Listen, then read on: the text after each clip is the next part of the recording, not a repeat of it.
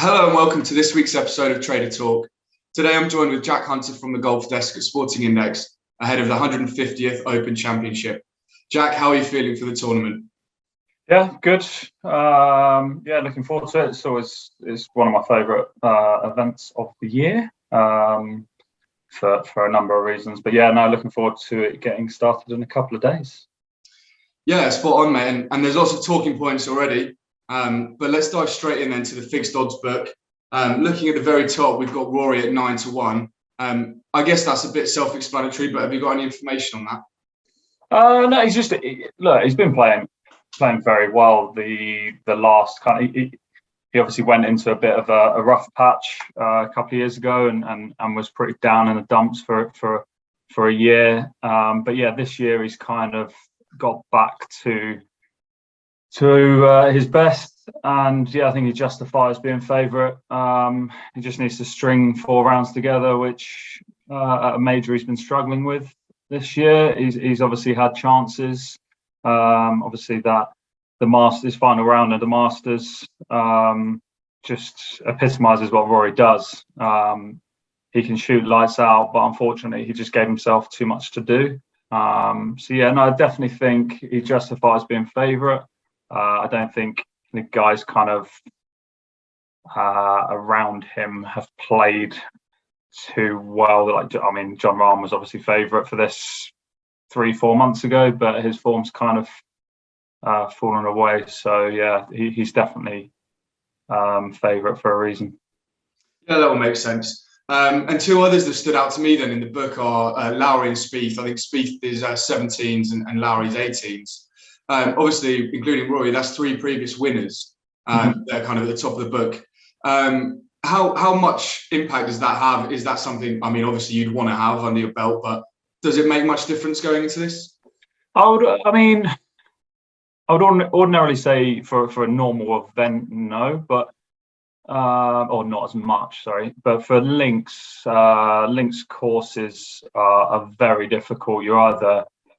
Your game either suits it or it doesn't. So yeah, for a links course, it is very big. You need to be able to move the ball both ways. You need to be able to hit it high, low, putt well on difficult greens.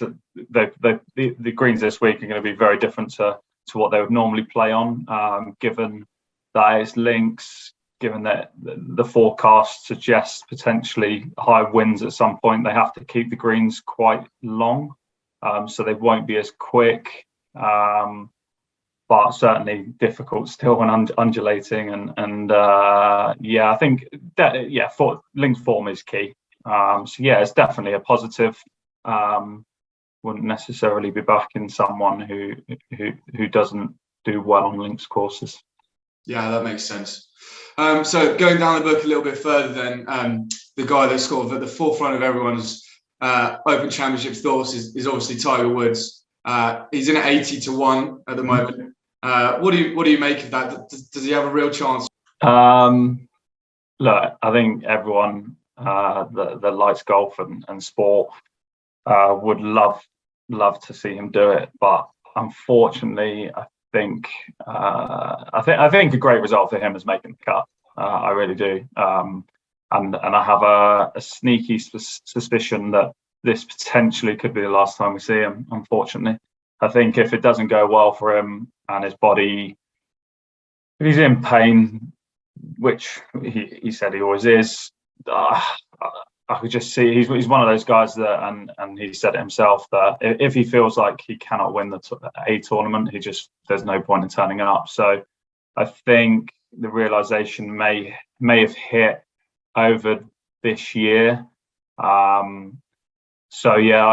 would not be surprised at all if come Sunday he announces that that's it for him, which obviously will be a very sad day for golf and sport. Best sportsman that's ever lived, hanging up the boots, which will be a shame. Yeah, I'm completely with you. And let's hope then, if it is his sort of last dance, that he can make the cut and push on. Yeah. But we'll see. And at 80 to 1, it's quite a punchy price. So yeah, we've spoken about Tiger. Now I just want to get your individual opinion then on who your top pick was, and maybe if you've got a shorty that you'll give us a bit of value as well. Yeah, so we're pretty strong on Shane Lowry's chances.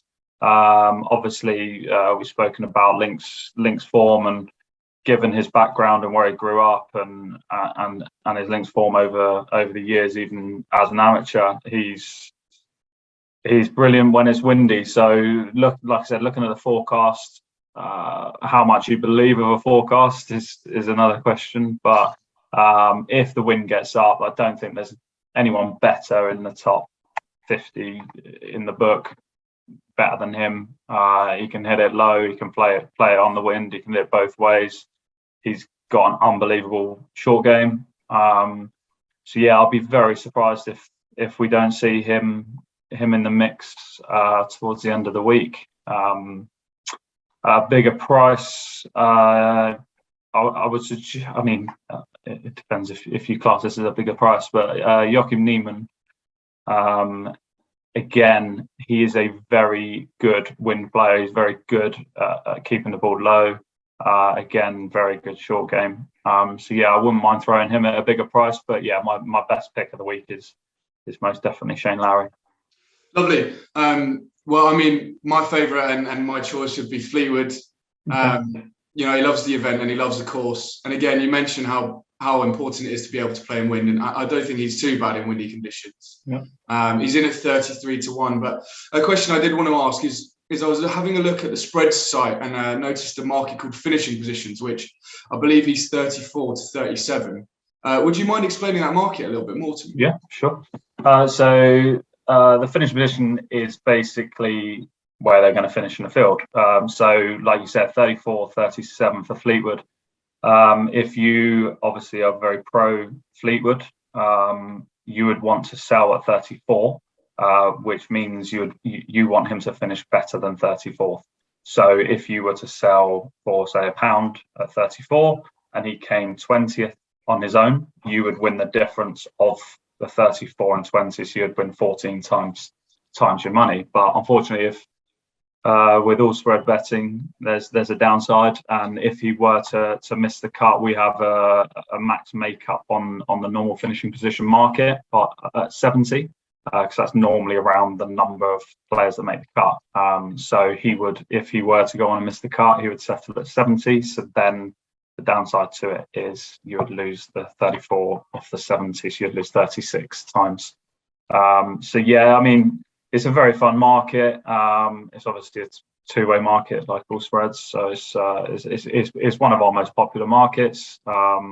And I believe we are live with almost every single player in the field, bar the injured players, just due to the volatility. But yeah, that's how it works. Obviously, you could buy if you didn't like Fleetwood at 37 and hope he comes outside the top 37. Nice. Thanks very much for explaining that. And as you kind of alluded to, it sounds like an exciting alternative to some of the fixed odds markets, and gets in a little bit deeper into the exact position. And even if you didn't want to go all the way and suggest that Fleetwood would win, you're still kind of hoping that he kind of finished under 34, which, as I said, is a nice alternative to some of the sort of fixed odds markets out there.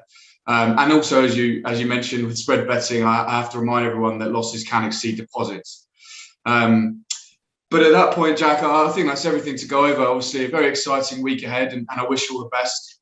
And for everyone at home, same to you. And I must again remind you, if you are betting with us, please do so responsibly. But most importantly, enjoy the golf and have a great week. Cheers. Perfect. Cheers, Dan.